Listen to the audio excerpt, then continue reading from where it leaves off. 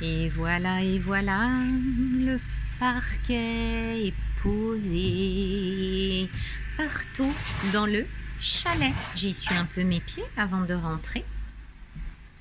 Et donc voilà ce que ça donne. Donc la salle de bain.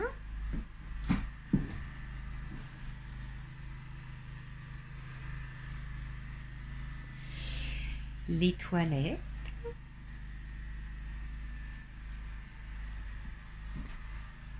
Le coin cuisine.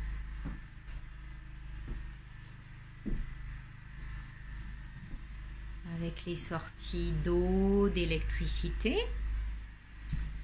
Donc là, il y aura l'escalier. Et puis, là, c'est le coin salon.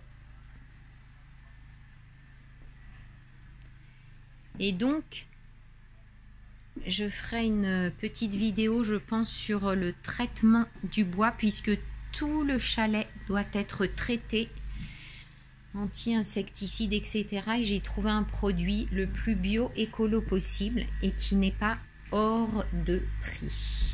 Voilà. Alors, je vais quand même expliquer le petit mélange, la petite mixture que je mets sur mon terrain, là où je souhaite cultiver l'an prochain.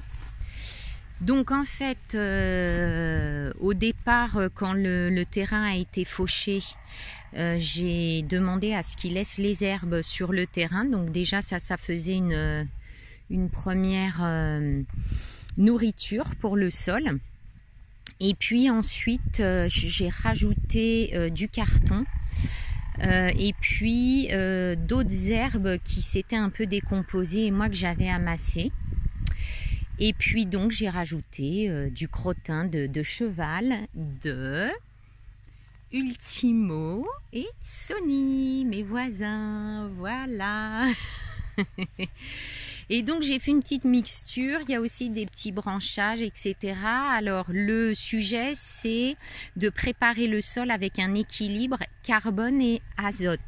Donc là, il y a pas mal de carbone. Puisque j'avais pas tellement d'azote avec de l'herbe fraîche, etc. Mais quand même, celle que j'ai mise n'était pas tout à fait décomposée. Voilà, donc ça fait comme un compost en fait, hein, qui se décompose sur le sol et qui va le nourrir pour les cultures éventuelles. Voilà, donc là j'ai arrangé un petit peu en attendant l'équipe pour la phytoépuration aujourd'hui. Mardi 27 octobre.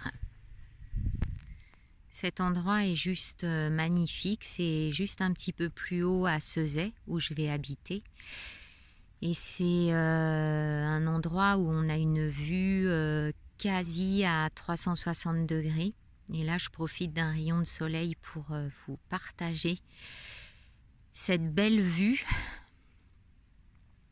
Je me suis évadée un petit peu du chantier pour venir déjeuner ici. Là, ce que vous voyez, c'est la Vierge Marie, n'est-ce pas? Il y a une croix derrière. J'avais déjà posté des photos. Et voilà, là, on a fait le tour. Et en fait, quand on va un peu plus là derrière les pins, il y a encore de la vue. Hein. C'est vraiment magnifique.